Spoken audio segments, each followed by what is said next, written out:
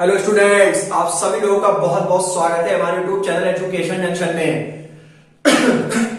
मेरा नाम है चौधरी शर्मा। आज की इस वीडियो में हम लोग डिस्कस करेंगे क्वाड्रेटिक इक्वेशंस के बारे में। आज आपको मैं इस वीडियो में क्वाड्रेटिक इक्वेशन से रिलेटेड आपको सब कुछ बता दूंगा। पूरा एक्सप्लेनेशन आज हमारा इस वीडियो में सिर्फ और सिर्फ क्वाड्रेटिक इक्वेशन से रिलेटेड ही रहेगा। और मेरा ये 100% दावा है कि अगर आप हमारी ये वीडियो लास्ट तक देख लेते हैं तो आपको क्वाड्रेटिक इक्वेशन भी समझ में आ जाएगी और साथ ही साथ क्वाड्रेटिक इक्वेशन से रिलेटेड जितने भी आपके मन में सवाल उठते हैं वो भी आपके क्लियर होंगे। और साथ ही साथ छोटी से छोटी चीज से लेकर बड़े से बड़ी चीज को या बड़े से बड़े टॉपिक्स को मैं उसमें क्या करूंगा, क्लियर करूंगा, जो भी सब कुछ क्वाड्रेटिक इक्वेशन में आते होंगे। तो अगर आप ये वीडियो हमारी लास्ट तक देख लेते हैं तो आपको बहुत हेल्प होगी क्वाड्रेटिक इक्वेशन से रिलेटेड। तो भाई बिना किसी देरी के हम लोग वीडियो को शुरू करते हैं। तो जैसे कि अगर हम कोई चैप्टर में आपको बताते हैं तो सबसे पहले हमें दोनों जो चैप्टर का नाम होता है सबसे पहले हम उसे क्लियर कर लेते हैं। तो सबसे पहले बेटा शुरू करते हैं कि इक्वेशन क्या होती है।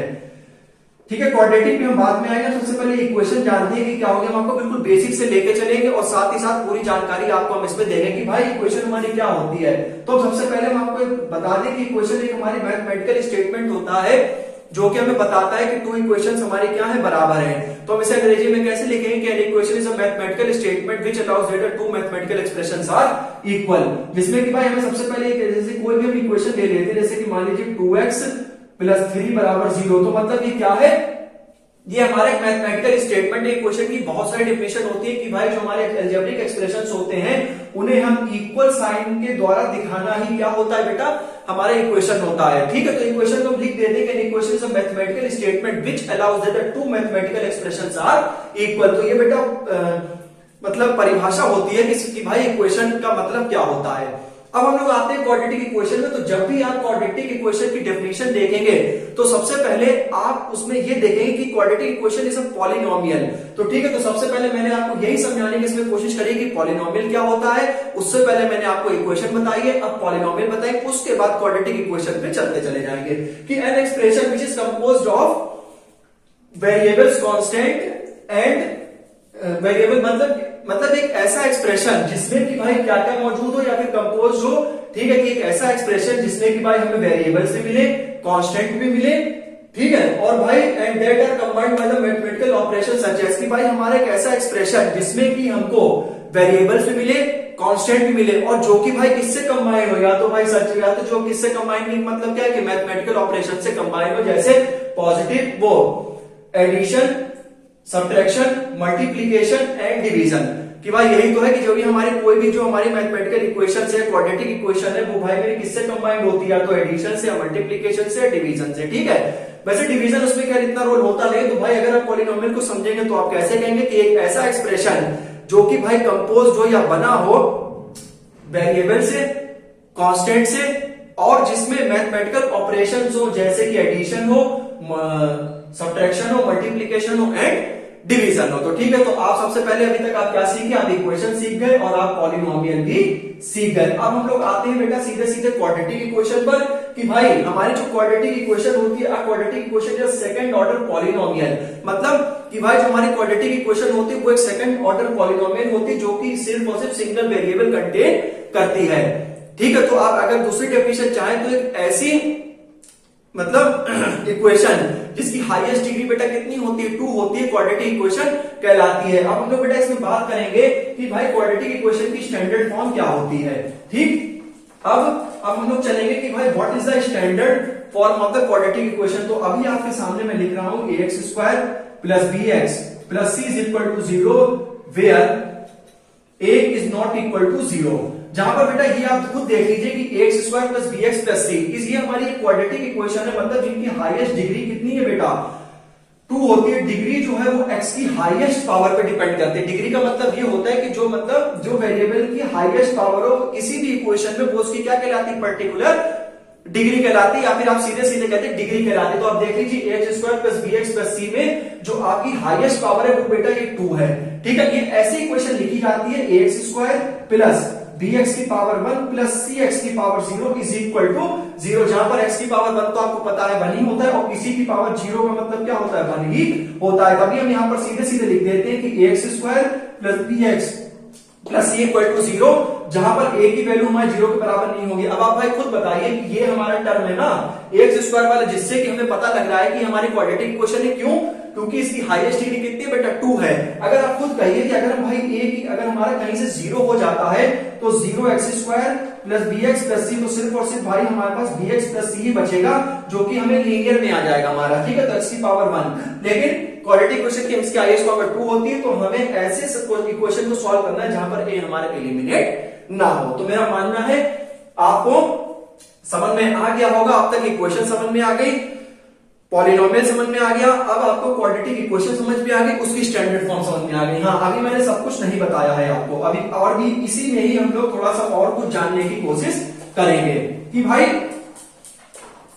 जो वेरिएबल्स होते हैं वो भाई बदलते रहते हैं, कांस्टेंट हमारे टाइम का संख्या रहता है, कांस्टेंट रहते हैं। जो हमारे यहाँ पर ए बी सी है, ठीक है, इनको बेटा आप देख लीजिए, ए बी सी हमारे क्या होते हैं? रियल नंबर्स होते हैं। अभी खुल के बताऊंगा मैं पूरा अच्छे से।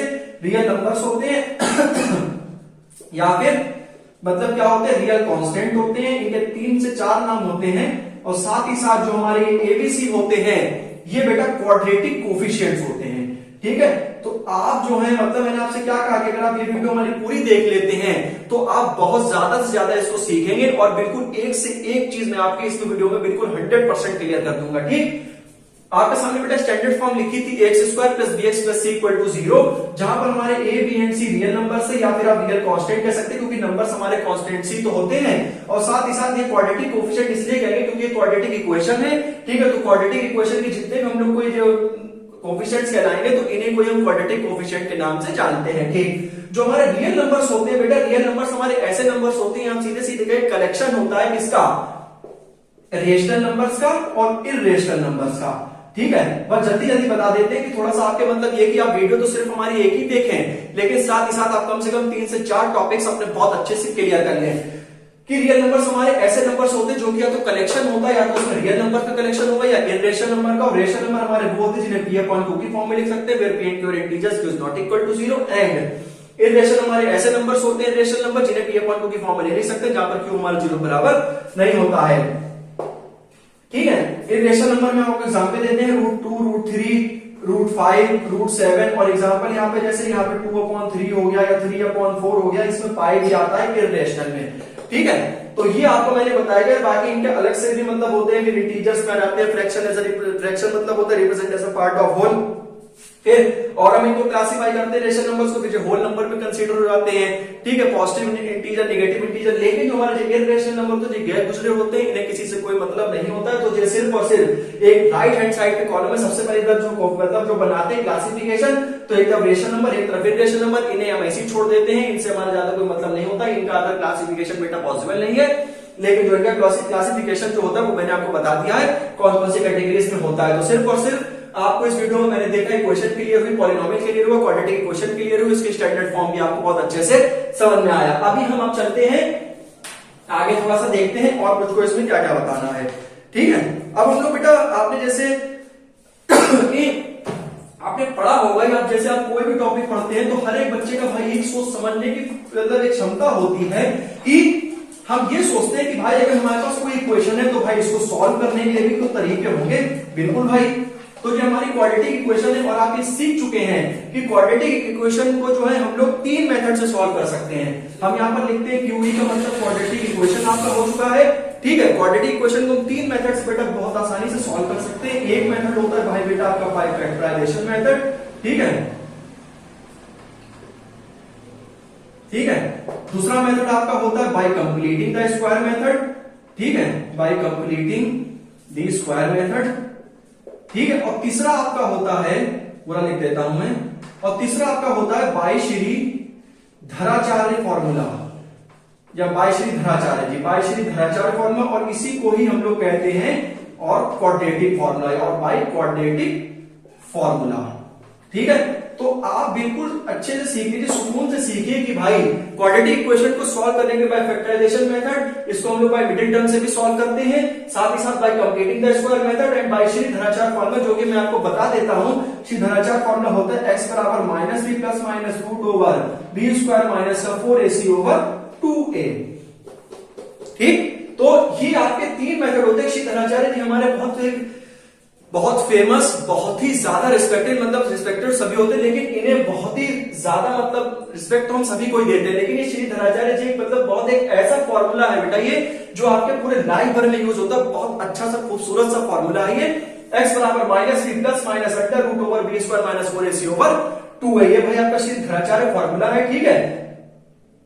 तो ये आपके सामने 3 मेथड है, और इनके क्वेश्चंस भी मैंने अपनी जो मेरे प्लेलिस्ट पड़ी हुई है मैथ की, उन सब में मैंने कम से कम इसमें भी कम से कम 7-8-10 क्वेश्चन इसमें कराए हैं, कम से कम 5-6 क्वेश्चन इसमें, और इसमें भी बहुत सारे क्वेश्चंस मैंने कराए हुए हैं। तो मैं इसका लिंक आपको सीधे सीधे प्लेलिस्ट पूरा उसमें लिंक दे दूंगा, आप जो सुनता है वहां से देख सकते हैं। तो आपको ये भी सीख गए कि भाई क्वाड्रेटिक इक्वेशन को 3 मेथड से सॉल्व करते हैं, और वो 3 मेथड भाई कौन कौन से हैं, आगे हम थोड़ा इसमें और जिक्र करेंगे, ठीक है।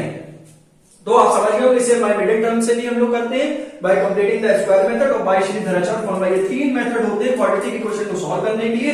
क्वाड्रेटिक इक्वेशन ऐसी इक्वेशन होती है जिसकी हाईएस्ट डिग्री बेटा कितनी होती है, 2 होती है, ठीक है। अब हम लोग बेटा अभी मैंने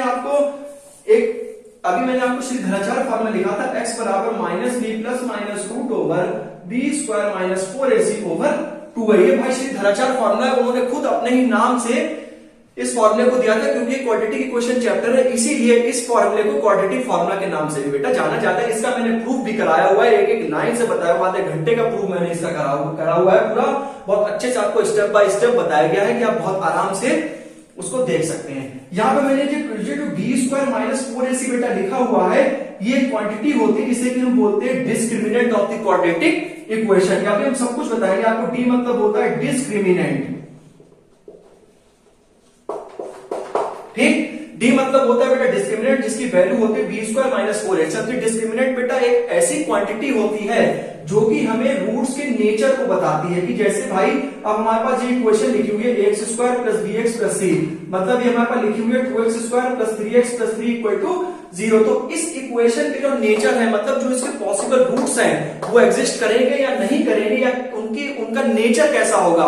तो सीधा सीधा डिस्क्रिमिनेंट हमें क्या बताती है, नेचर ऑफ रूट्स के बारे में बताती है कि भाई इनके रूट्स क्या होंगे, या तो रियल होंगे या इक्वल होंगे, या रियल होंगे या डिफरेंट होंगे, या फिर इमेजिनरी होंगे, या फिर एग्जिस्ट ही नहीं करेंगे। इसके 3 केसेस होते हैं। बी स्क्वायर माइनस 4ac को डिस्क्रिमिनेंट कहते हैं, जो कि क्वांटिटी होती है, जो कि हमें क्या बताती है कि भाई नेचर ऑफ रूट्स के बारे में बताते हैं कि जो किसी पर्टिकुलर क्वाड्रेटिक इक्वेशन के जो रूट्स होते हैं वो बेटा एग्जिस्ट करेंगे या नहीं करेंगे, या रियल होंगे, वास्तविक होंगे, या बराबर होंगे, या वास्तविक होंगे, अलग अलग होंगे, या फिर एग्जिस्ट ही नहीं करेंगे, मतलब वो चीज इमेजिनरी कंडीशन में आपके चली जाती है, जहां पर आप आई वगैरह पढ़ते हैं, आई होगा जिसे बोलते हैं।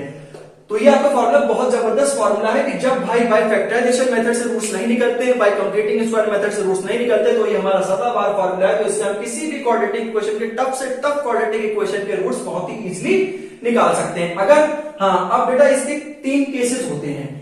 अब मैं आपको वो केसेस थोड़े से बता दूं, जो नेचर ऑफ रूट से अलग से हेडिंग पड़ती है वो मैं आपको बता देता हूं। सिर्फ और सिर्फ क्या करें, जब आप हमारे वीडियोस में बिल्कुल शांति से कोई सी भी मतलब अगर आप कलम किताब लेके बैठते हैं तो भी बहुत अच्छा है, और सिर्फ आप बहुत हेल्दी माइंड से सुनते हैं तो भी सिर्फ और सिर्फ आप देखते ही वीडियो सीख जाएंगे।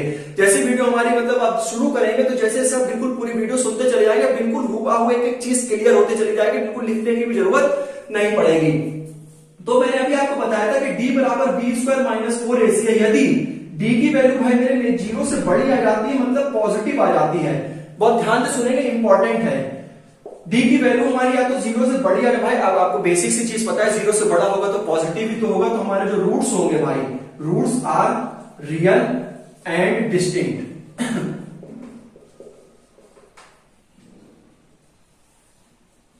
ठीक है, तो जो मैंने बताया कि d मतलब बेटा डिस्क्रिमिनेंट होता है, डिस्क्रिमिनेंट को कैपिटल D से रिप्रेजेंट करते हैं, जो कि भाई नेचर ऑफ रूट्स को मेरे बेटे बताता है। ठीक, तो रूट्स हमारे क्या होंगे, रियल होंगे, डिस्टिंक्ट का मतलब होता है बेटा डिफरेंट होंगे, मतलब रियल का मतलब होता है वास्तविक होंगे, डिफरेंट होंगे। यदि d की वैल्यू हमारी निगेटिव आ जाती है, d की वैल्यू निगेटिव आ जाती है मतलब लेस देन 0, तो रूट्स आर नॉट एग्जिस्ट। मतलब अगर d की वैल्यू -3 आ गई या -2 आ गई तो भाई उस कंडीशन में हमारे क्वाड्रेटिक इक्वेशन के जो रूट्स होंगे वो एग्जिस्ट नहीं करेंगे। और यदि हमारी जो है d की वैल्यू अगर 0 आ जाती है तो हमारे जो बोथ रूट्स होंगे, बोथ रूट्स आर रियल भी होंगे और बराबर भी होंगे।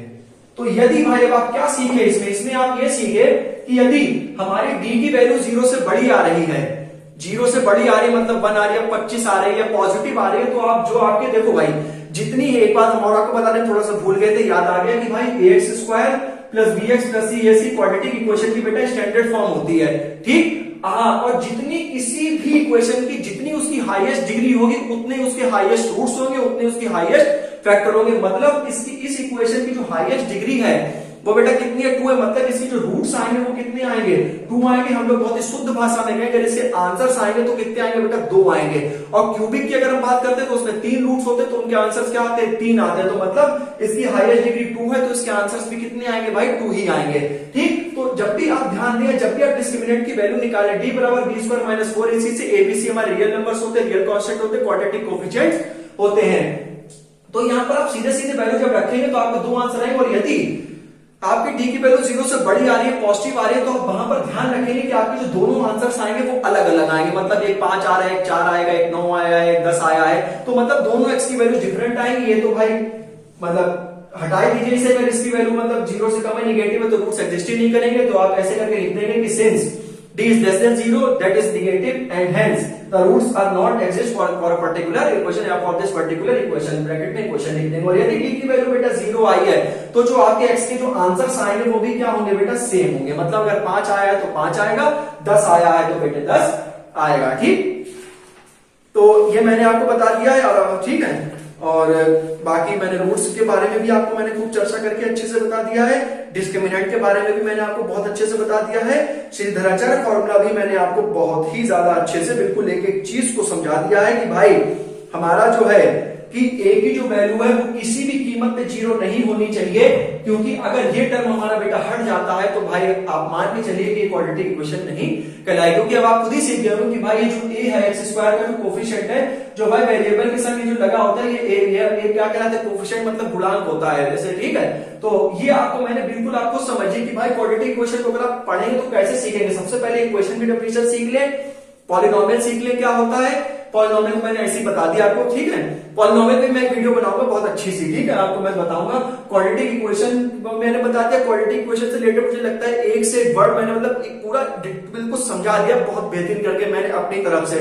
मेरा मानना है बहुत अच्छा एक्सप्लेनेशन हुआ है बेटा, ठीक है। और बहुत मतलब अब जो मतलब पढ़ाएगा केवल बंदा तो वो बताएगा ही कि हाँ अच्छा, लेकिन अब अच्छा या फिर मतलब कैसा है तो वो आप मुझे कमेंट सेक्शन में बताएंगे कि आपको मेरा ये जो बताया हुआ A to Z जो क्वाड्रेटिक इक्वेशन पे जो एक्सप्लेनेशन था वो आपको कैसा लगा, आपको इससे क्या क्या चीजें सीखने को मिली, ठीक है। तो वो आप कमेंट में मुझे जरूर बताएंगे, ठीक है। तो भाई अब मेरा मानना है कि अब हम इस वीडियो को बेटा एंड करते हैं। क्वाड्रेटिक इक्वेशन से रिलेटेड जितना मुझे पता था उससे ज्यादा ही मैंने आपको बताने की कोशिश करी है, मतलब। और ये भी जाना है कि भाई जब भी हम कोई भी टॉपिक पढ़ाते हैं, आप मेरे जितने भी लेक्चर्स को देखिएगा उसमें सिर्फ और सिर्फ हम सिर्फ एक पर्टिकुलर टॉपिक के बारे में डिस्कस करते हैं। हम ये समझते हैं कि अगर हम कोई भी टॉपिक आपको पढ़ाएं तो सिर्फ और सिर्फ आपका वो टॉपिक ना क्लियर हो, आपसे आपके जो 4-5 चीजें और भी क्लियर हो जाए। जैसे मैंने क्वाड्रेटिक इक्वेशन पढ़ाया, अब कई बच्चों को इक्वेशन की डेफिनेशन नहीं याद है, वो हो गई होगी। पॉलिनोमियल क्या होता है समझ गए होंगे, ठीक है। X square plus bx plus c standard form होती है, साथ में एबीसी रियल नंबर्स होते हैं, वो भी मैंने बता दिया। रियल नंबर का क्लासिफिकेशन भी मैंने बता दिया आपको।